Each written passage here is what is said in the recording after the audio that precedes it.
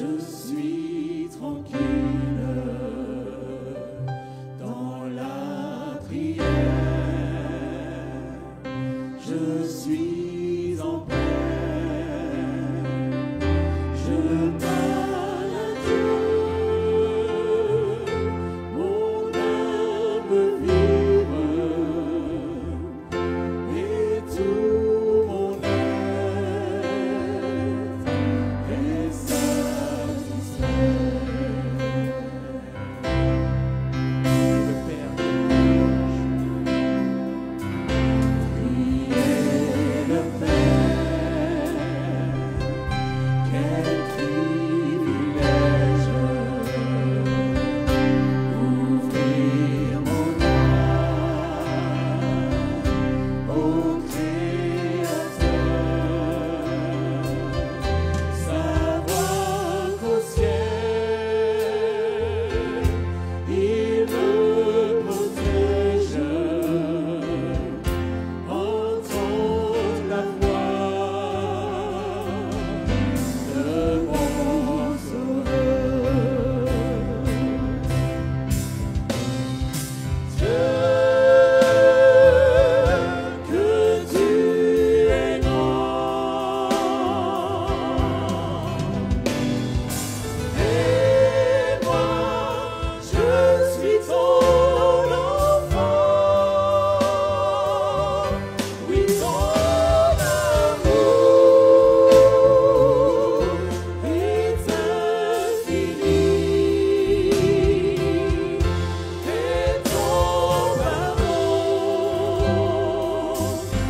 me rend la vie.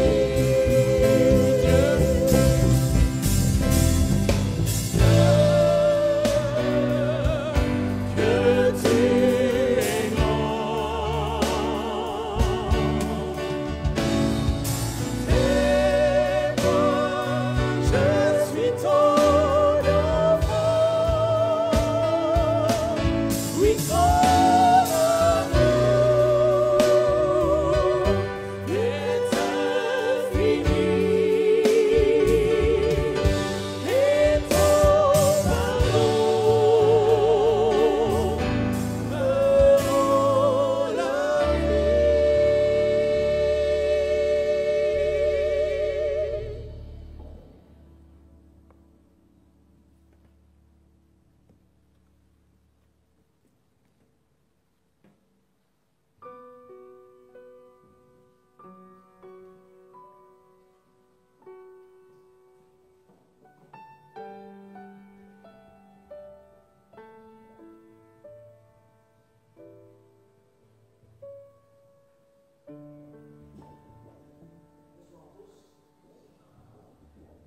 C'est mieux là?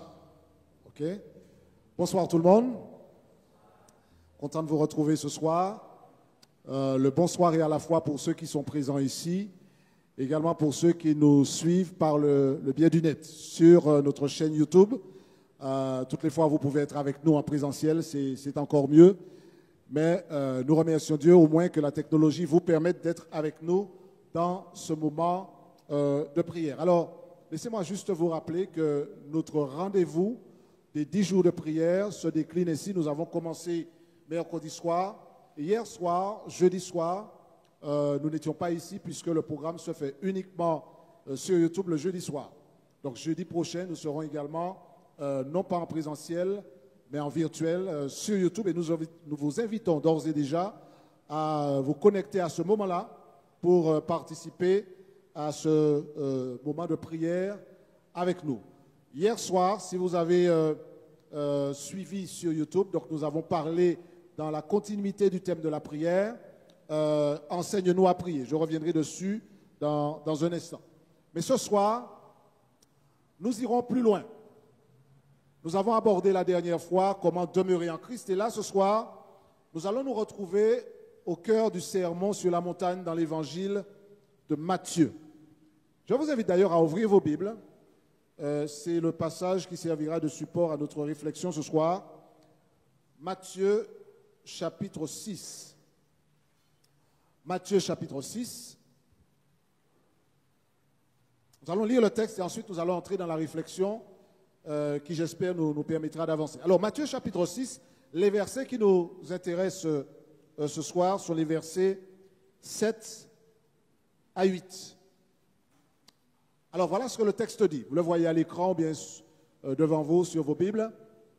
En priant, ne multipliez pas de vaines paroles comme les païens qui s'imaginent qu'à force de paroles, ils seront exaucés. Ne leur ressemblez pas, car votre Père sait de quoi vous avez besoin avant que vous le lui demandiez. Dans le message d'hier, il était question de répondre à la question « Enseigne-nous à prier ». Et dans la portion que nous allons examiner ce soir, le Seigneur va nous dire comment ne pas prier. Alors c'est intéressant parce qu'il nous dit comment prier, mais il nous dit également comment ne pas prier. Quels sont les pièges à éviter? Prier, c'est important. Ça, nous sommes tous au courant. Prier est important. Mais nous ne devons pas nous méprendre sur ce qu'est la prière et comment utiliser ce formidable outil qu'est la prière. La pire des choses, c'est d'avoir un outil et de ne pas l'utiliser comme il faut pour en retirer tous les bienfaits.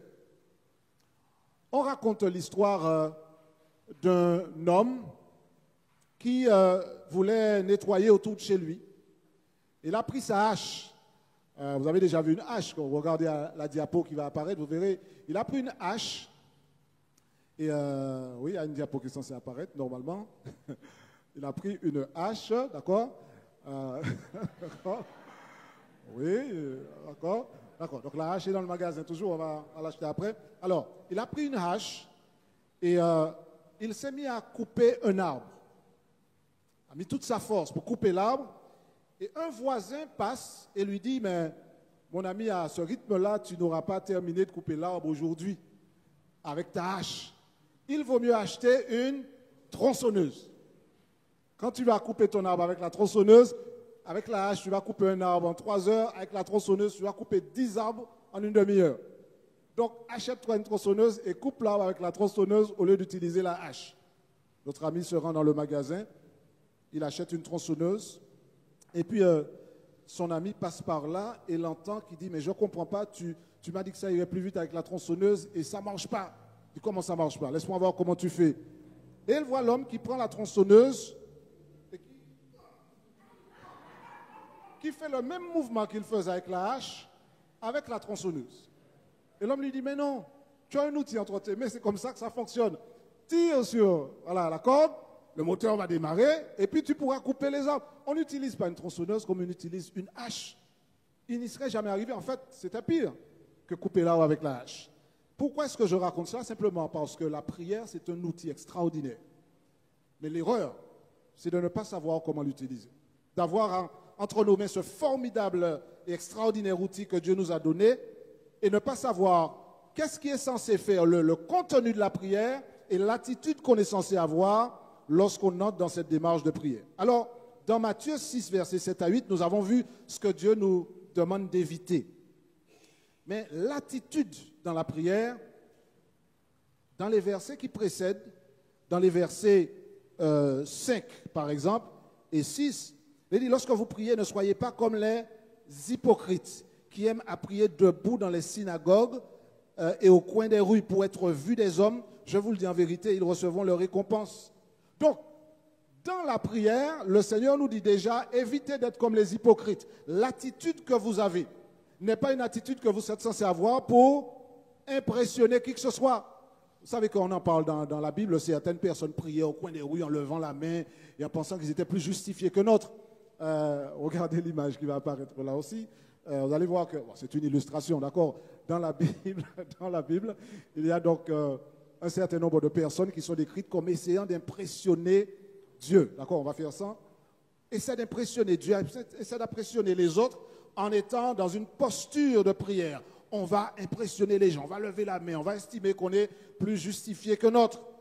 Nous ne sommes pas là dans la prière pour impressionner qui que ce soit. Nous ne sommes pas là pour impressionner Dieu ni nos semblables. D'ailleurs, Dieu ne peut être impressionné par qui que ce soit.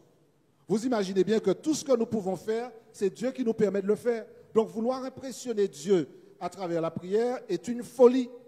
Par contre, si nous essayons d'utiliser notre savoir pour impressionner notre prochain, là encore, nous sommes totalement à côté de ce que Dieu déclare. Seuls les insensés procèdent de cette manière. Donc, Jésus dit, ne faites pas comme les hypocrites.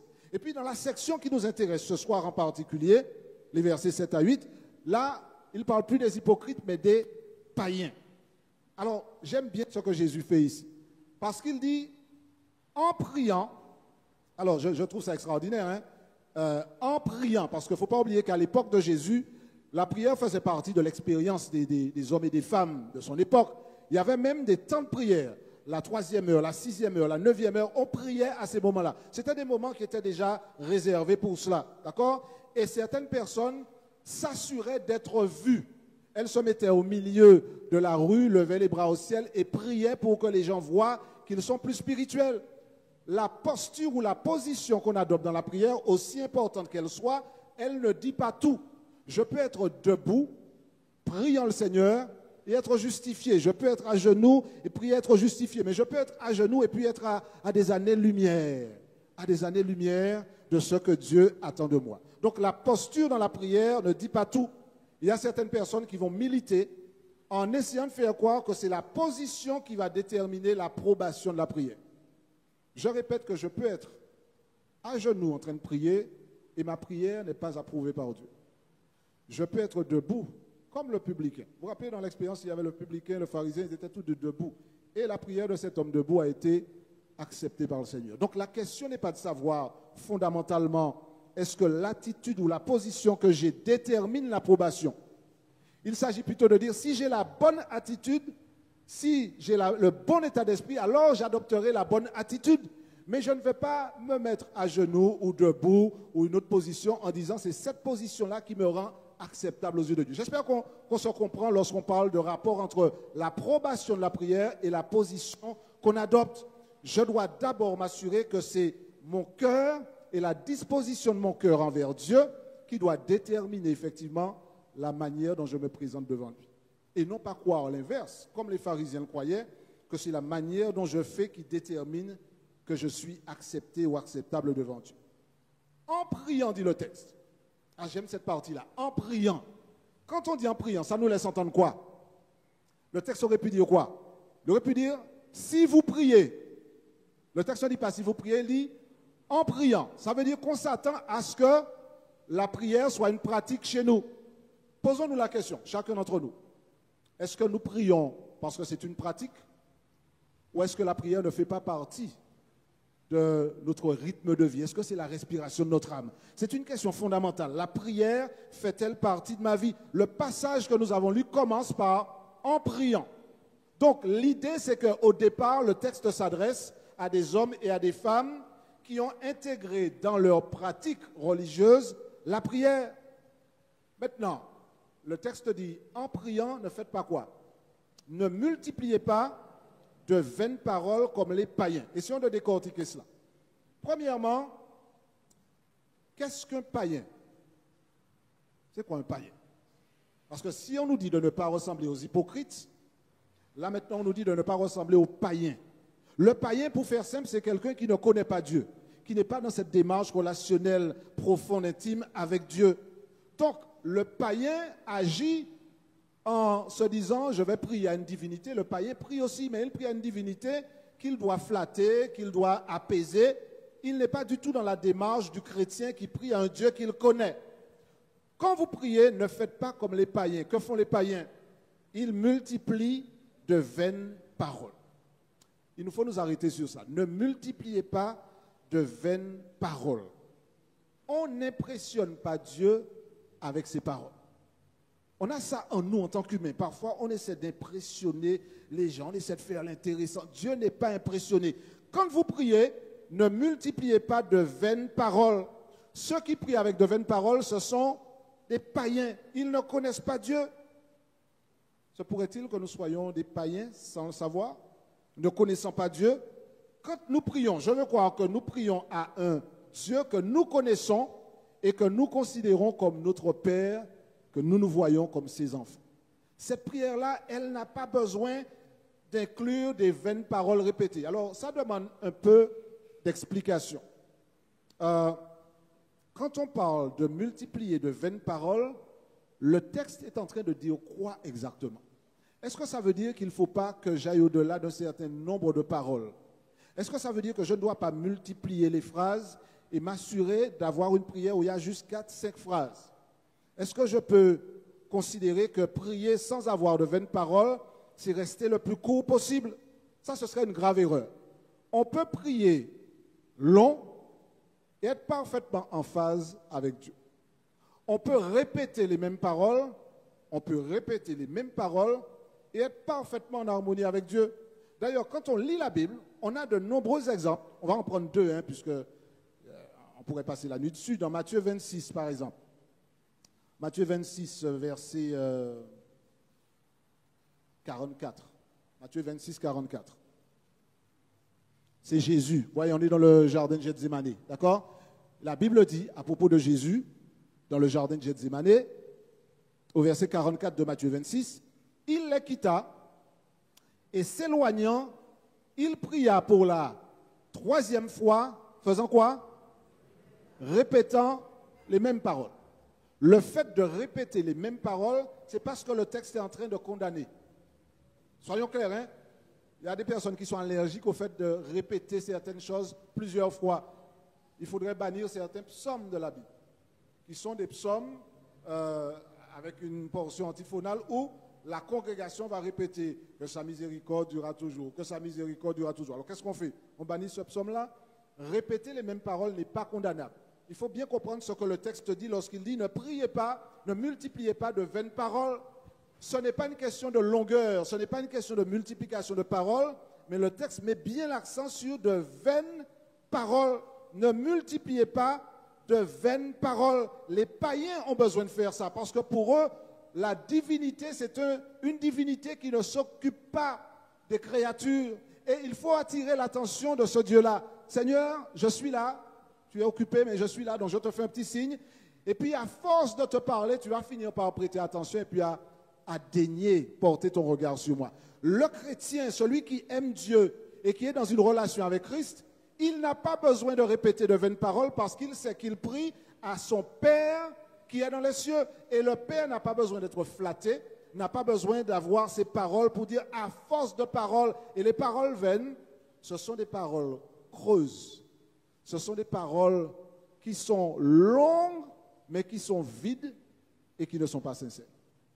Voilà ce que le texte est en train de dire. En priant, ne multipliez pas de vaines paroles. Les paroles vaines, celles que l'on prononce sans les penser vraiment. Vous savez que parfois, quand on parle à certaines personnes, on emploie de vaines paroles. Vous n'avez jamais rencontré des gens qui vous parlent, mais ils disent des mots, mais ils ne sont pas debout derrière ces mots-là. D'accord? Ils occupent simplement le terrain. Ils occupent l'espace. D'accord? Il faut dire quelque chose, donc ils vont dire, mais ils ne croient pas un mot de ce qu'ils disent. Parfois, on voit ça chez certains commerçants qui vont vous dire bonjour, qui vont avoir une attitude très bienveillante envers vous, mais tout ce qui les intéresse, c'est ce qu'il y a dans votre porte-monnaie. D'accord? Donc s'il faut grimacer pour vous et vous prendre pour un prince, ils vont le faire, mais ils ne pensent pas un mot nécessairement de ce qu'ils vous disent. Dieu et nous sommes dans une relation différente. Ne multipliez pas de vaines paroles. Quand vous parlez à Dieu, même si c'est 3 mots que vous dites, ces 3 mots-là doivent être pesés. Ils doivent être des mots qui sont pleins de sens, qui viennent du cœur, qui sont vrais. Les païens, ils prient à un Dieu en disant, eh bien, peut-être que ça fait 2 heures que je prie. Eh bien, il va finir par m'entendre.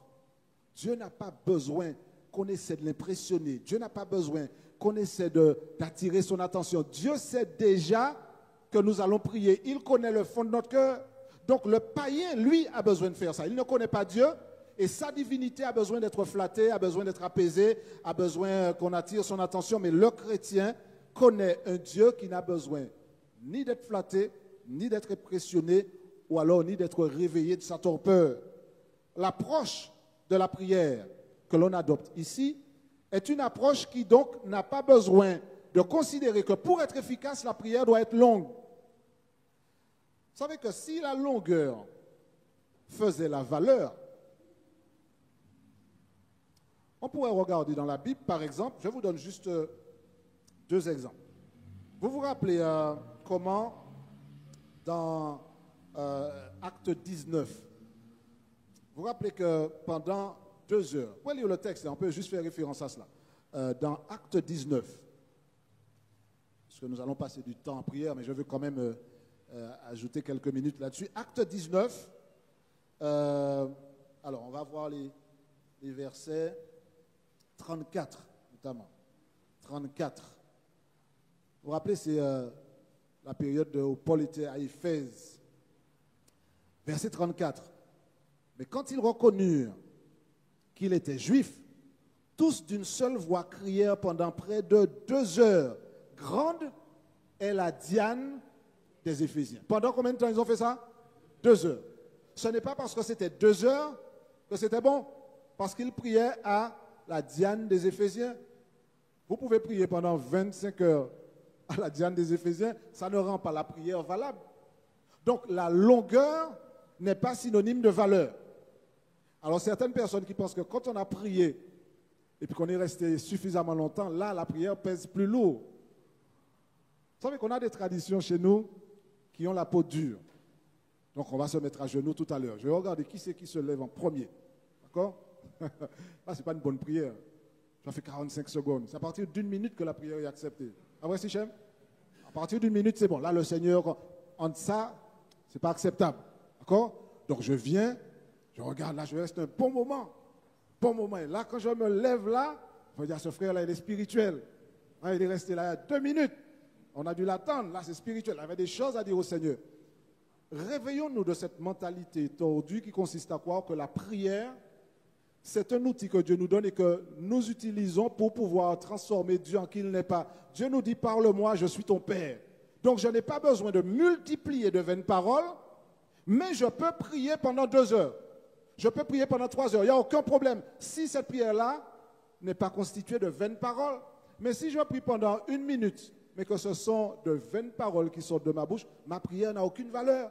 Ça, c'est une prière de païens. Ne priez pas comme les païens. Priez comme des personnes qui s'adressent à leur Père céleste. Donc, quand vous priez, ne multipliez pas de vaines paroles comme les païens qui s'imaginent qu'à force de paroles, ils seront exaucés. Ça nous arrive, ça fait partie de notre ADN. On se dit, bon, eh bien, les enfants ont une expertise dans cela. Comment faire plier un parent en 10 leçons? On regarde le parent, c'est qu'il va dire non. Donc on va mettre l'enregistrement en boucle. S'il te plaît, je peux faire ça, s'il te plaît, etc. Et à un moment, le parent se dit, ouais, bagaïta là, petit moment, eh bien, mime. D'accord? Avec une apostrophe à la fin, mime. Quand le parent dit ça, c'est quoi? C'est qu'il est excédé et qu'il dit, bon, ben, pour sortir en pied, moi, voilà, mime, c'est ça, on est mime. Et on a l'impression que Dieu, parfois, il sera exaspéré à force qu'on parle dans sa tête, d'accord? Il va se dire, bon, ben, je commence à être bouffi avec, enfin, je n'ai pas bouffi, je commence à être embêté avec ces gens-là, je vais vous donner ce que vous demandez, et voilà. Si c'est ça notre mentalité, on est perdu. Dieu n'est pas exaspéré par nos prières, on peut prier pendant 5 heures de temps, ça ne gêne pas Dieu. Mais si je prie avec de vaines paroles, ou en pensant que comme ma prière fait 5 heures, alors là, le Seigneur n'a pas d'autre choix que d'y répondre. 5 heures de prière, ça se récompense. Le Seigneur ne peut pas me laisser comme cela, prier pendant 5 heures et rien ne se passe. Dieu peut agréer la prière de quelqu'un qui s'est mis à genoux pendant 30 secondes. Et puis ne pas considérer celle de quelqu'un qui, pendant 3 heures de temps, a aligné les grandes phrases, les mots, les échafaudages grammaticaux pour faire comprendre à ceux qui entendent la prière et à Dieu aussi qu'il est solide et qu'il peut aligner des phrases et qu'il peut faire une prière en bonne et due forme, une prière à laquelle Dieu n'aura d'autre choix que d'apporter une réponse favorable. Si notre vision de la prière, c'est celle-là, nous sommes dans le paganisme, c'est ce que le texte dit. Ne leur ressemblez pas. Vous avez compris ce que ça veut dire? Ne leur ressemblez pas.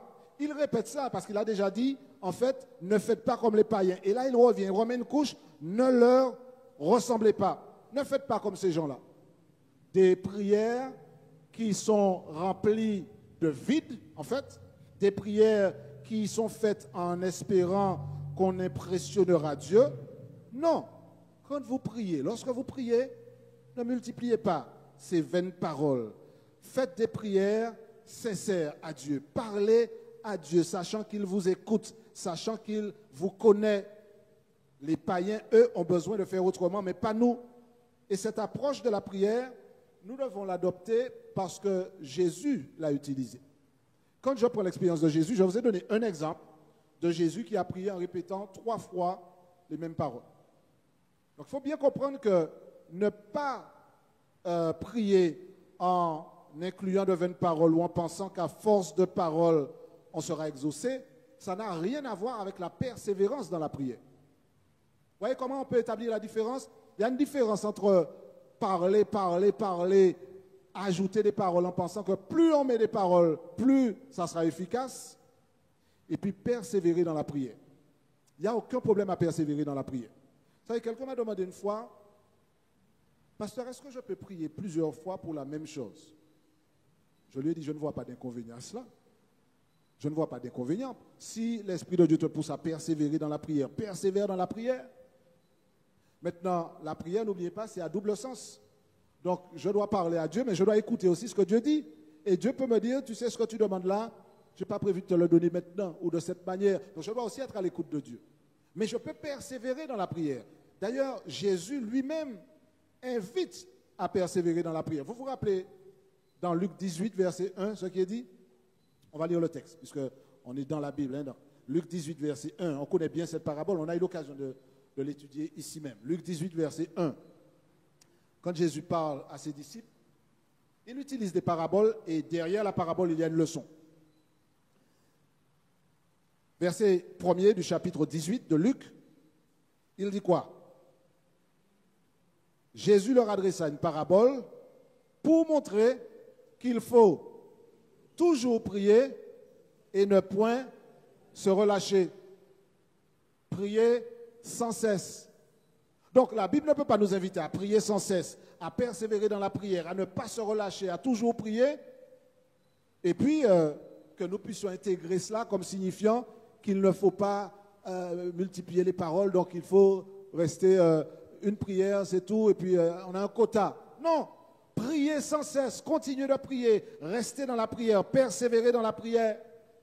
Il y a une différence magistrale entre la prière persévérante, je prie à Dieu, je persévère dans la prière, je suis avec Dieu dans cette relation-là, je demande à Dieu quelque chose, il me parle, on persévère dans la prière, je continue, même comme Jésus, je répète les mêmes paroles. Et alors, par contre, je ne suis pas du tout dans cette démarche païenne qui consiste à venir et puis à dire Dieu, je ne le sens pas. Donc, je vais faire une prière là avec suffisamment d'ingrédients dedans pour que Dieu se réveille et puis qu'il prête finalement attention à moi. Ça, c'est une démarche païenne. Croire que parce que ma prière était en français du dictionnaire, alors là, le Seigneur va croire que ça mérite une réponse. La prière du païen est une prière qui essaie de manipuler Dieu. Dieu, tu ne veux pas me donner? Je vais crier dans ta tête tellement longtemps que tu seras obligé de me donner. Dieu, je vais te donner 10 kilos de prière. Celui-là, c'est 500 grammes, moi, c'est 10 kilos que tu auras. Donc, tu seras obligé de répondre. On ne peut pas manipuler Dieu. La prière, c'est un outil que Dieu nous donne pour que nous puissions entrer dans une relation avec lui. Donc, Dieu ne demande pas de ne pas prier et répéter. Non. Il ne demande pas de faire des prières courtes. D'ailleurs, dans un épisode de la Bible, ça laisse entendre que Jésus a passé pratiquement toute la nuit en prière. Quand on lit Matthieu 14, 23, 25, entre autres, Jésus se retire sur la montagne, il passe du temps en prière. Donc, que Jésus prie pendant longtemps, pour moi, est une source d'inspiration. Si lui le faisait, pourquoi est-ce que je ne peux pas passer 1 heure en prière, 2 heures en prière, 1 nuit en prière, selon ce que l'Esprit de Dieu place dans mon cœur? La vraie question pour nous, c'est de savoir qu'est-ce qui a la priorité dans notre vie. Est-ce que je considère la prière comme une corvée que je ne veux pas prendre sur mon dos parce que j'ai autre chose à faire? Donc, vite fait, 2 mots, 4 paroles pour la prière. Et puis, la portion congrue là, je vais la réserver à Internet, à mes amis, à la télévision, à la radio, ou à toutes sortes d'amusements qui ne sont pas mauvais en soi, mais qui renvoient la prière au dernier rang de la liste. Or, la prière doit avoir une place de choix dans la vie des chrétiens que nous sommes. Vous vous rendez compte que Jésus priait régulièrement à son Père alors qu'il était fils de Dieu? Je reprends une expression biblique que j'aime bien. À combien plus forte raison devrions-nous, nous, prier à notre Père qui est dans les cieux? Donc la prière ne peut pas être le petit zizing qu'on laisse pour Dieu. La prière, c'est la portion de choix que j'utilise comme outil pour communiquer avec Dieu, recevoir ses instructions et mettre devant lui ce qu'il sait déjà. Regardez la dernière partie du texte qu'on a considéré ce soir. Dans la dernière partie, il est dit quoi? Ne leur ressemblez pas, car votre Père sait de quoi vous avez besoin avant que vous le lui demandiez. Alors, la question est celle-ci. À quoi ça sert de prier si Dieu sait tout déjà? À quoi ça sert? Certaines personnes disent, bon, mais de toutes les façons, je n'ai pas besoin de prier, Dieu est au courant. Ça me rappelle un ami que j'avais à Trinidad à l'époque. Quand on allait manger à la cantine, il s'asseyait devant son repas. Et puis moi, je priais, et puis je le voyais qui disait, Seigneur, comme d'habitude. Il ne priait pas, il disait, comme d'habitude. Il a déjà fait suffisamment. Seigneur, tu connais déjà, donc, comme d'habitude. Vous savez, pourquoi prier alors que Dieu sait déjà? La prière, non pas la prière du païen, mais la prière du chrétien, n'a pas pour objectif d'informer Dieu. Ah, Seigneur, comme tu es très occupé ces jours-ci, je prends un petit moment pour t'informer des actualités. Assieds-toi. Voilà ce qui se passe dans ma vie, Seigneur. D'accord? Je te donne la une, les titres de l'actualité, comme ça tu seras informé. Il se trouve, Seigneur, que je suis au chômage. D'accord? Écris cela. Deuxièmement, Seigneur, je traverse un moment difficile au niveau de ma santé. Le Seigneur sait tout avant même que nous ayons ouvert la bouche. Donc l'idée n'est pas dans la prière d'informer Dieu de ce qu'il ignorait. Non! Je ne prie pas pour dire au Seigneur, je t'informe que la situation est grave, donc si tu peux intervenir, le Seigneur sait déjà. Ça, c'est une démarche païenne. Dieu n'est pas au courant, donc je vais essayer d'attirer son attention. Il faut bien comprendre dans quel contexte c'est dit. Dans l'époque biblique, notamment dans l'Ancien Testament, mais aussi dans le Nouveau Testament, il y avait dans certaines contrées des gens qui croyaient dans des divinités autres que le Dieu créateur. Et ces dieux-là étaient des dieux sanguinaires qui avaient besoin d'être apaisés. Certaines de ces divinités, eh bien, étaient dérangées. Par exemple, quand vous lisez certains écrits, ça m'a fait sourire. J'ai demandé une fois à mon professeur, est-ce que c'est vrai? Il m'a dit, oui, c'est vrai. Quand on lit, par exemple, l'épisode du déluge. Le déluge est envoyé par Dieu parce que le peuple pêche. Et puis, Dieu dit, bon voilà, eh bien, le monde pêche suffisamment, là, je vais envoyer un déluge pour détruire le monde. Mais il y a une version de texte sacré, pas biblique, mais des textes sacrés considérés par d'autres religions, qui a une histoire à peu près similaire. Et dans cette histoire, les dieux qui sont dans leur habitation, décident d'envoyer un déluge parce que chaque fois qu'ils dorment, les hommes font tellement de bruit qu'ils n'arrivent pas à dormir. Et le texte dit, mais on va détruire ces hommes-là parce qu'ils nous empêchent de dormir. Donc ils font du bruit, ils font la fête, ils font un tas de choses et ça fait du bruit et ça monte jusqu'à nous et ça nous empêche de dormir. Donc on va envoyer le déluge. Donc voilà comment le Dieu est perçu. C'est un Dieu qui est à caractéristiques humaines et qu'on a besoin de calmer, d'apaiser en lui offrant quelque chose, 2 ou 3 prières. Le Dieu de la Bible n'est pas ce Dieu-là. Et c'est pourquoi le Seigneur dit dans cette prière, dans cette invitation à prier comme Dieu voudrait, le Seigneur sait de quoi vous avez besoin avant que vous le lui demandiez. J'aime ce Dieu-là. J'aime ce Dieu-là parce que quand je prie, je ne prie pas parce qu'il ne sait pas, je prie simplement parce que j'ai besoin de lui parler. J'ai besoin de rentrer en communication avec lui. J'ai l'occasion par la prière d'exprimer à Dieu mon amour pour lui. J'ai l'occasion à travers la prière de faire preuve de foi. J'ai l'occasion de montrer à Dieu que je l'aime et qu'il compte pour moi et que c'est de lui que toute ma vie dépend. C'est ça l'intérêt de la prière. Ce n'est pas pour flatter Dieu, ce n'est pas pour lui dire tu n'es pas au courant, donc prends des notes. Ce n'est pas pour lui dire Seigneur, s'il te plaît, fais quelque chose pour moi, je vais te donner 5 prières encore. Non, on n'a pas besoin de faire cela. Dieu sait déjà toutes choses, mais il nous dit quand tu viens à moi, tu es en train de montrer que tu m'aimes, que tu acceptes mon amour et que tu réponds à ma bienveillance et que tu exprimes la foi qu'il y a à parler à quelqu'un que tu ne vois pas. D'ailleurs, je rappelle que les gens qui sont très rationnels, très intellectuels, sont parfois tentés de dire cela. Vous parlez à des gens que vous ne voyez pas. Ça, c'est un signe de dérangement psychiatrique. D'accord? parlez à quelqu'un que vous ne voyez pas. Oui, ce Dieu-là, vous lui parlez, vous n'êtes pas très, très équilibré. Nous parlons à un Dieu que nos yeux ne voient pas, mais que notre cœur voit, que notre esprit connaît. Nous sommes dans une relation avec Dieu qui est bien réelle. Nous ressentons cette relation avec Dieu. Et la prière, c'est une occasion pour nous de démontrer que nous croyons dans ce Dieu-là. Donc la prière du chrétien, résumons-nous, avant d'entrer dans ce temps de prière que nous aurons maintenant. La prière selon la Bible est une prière que nous faisons à un Dieu qui nous aime, à un Dieu qui n'a pas besoin que l'on essaie de lui donner des paroles creuses, des paroles qui ne sont pas sincères, qui ne sont pas vraies et qui sont destinées à le manipuler. Il n'a pas besoin de cela, ça c'est une prière des païens. Dieu n'a pas besoin qu'on multiplie les paroles pour que finalement, à force de paroles, on finira par avoir sa prière exaucée. Dieu n'est pas un Dieu que l'on informe à travers nos prières.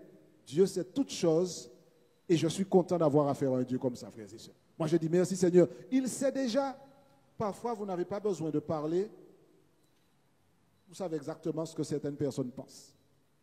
Quand vous êtes vraiment en connexion avec quelqu'un, même sans parler, vous avez tout dit. Et la personne arrive à vous voir. Dieu, c'est comme ça. Il nous voit, même lorsque nous n'avons pas ouvert la bouche. Donc, quand on ouvre la bouche pour prier, ce n'est pas pour dire à Dieu, voilà ce que tu ne sais pas. Je nous invite à vivre l'expérience de la prière comme il nous a invités à le faire dans Matthieu 6. Ne faisons pas des prières de païens. Faisons des prières selon Jésus. Faisons des prières où nous savons à quel Père nous avons affaire. Et nous allons utiliser le reste de la période des 10 jours de prière pour décortiquer ce que Dieu dit qu'il faut faire quand on prie, dans l'exemple de la prière. Il y a des choses formidables. Dès demain matin, nous serons ici, sabbat matin, nous serons ici, et nous allons examiner pourquoi certaines prières ne sont pas exaucées. Venez préparer, parce qu'on ne va pas mettre de gants. La prière selon Dieu, c'est ce que nous devons pratiquer. Je nous invite à entrer dans cette démarche-là avec le Seigneur, à vivre la prière selon Jésus. Gardons cela dans notre esprit et laissons la parole de Dieu nous éclairer. Nous allons avoir un temps de prière maintenant, après le chant-thème que nous allons interpréter, et nous allons pratiquer ce que nous avons prêché. Nous allons prier notre Père qui est dans les cieux. Et nous allons nous prédisposer à cela avec le chant-thème, et ensuite, sous la direction de Sœur Ulysse, nous allons entrer dans nos temps de prière avant de terminer.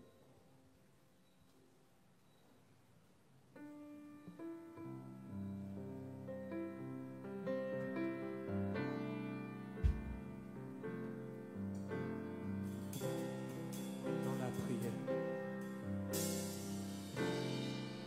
Ensemble. Dans la prière. Je suis tranquille dans la prière, je suis en paix, je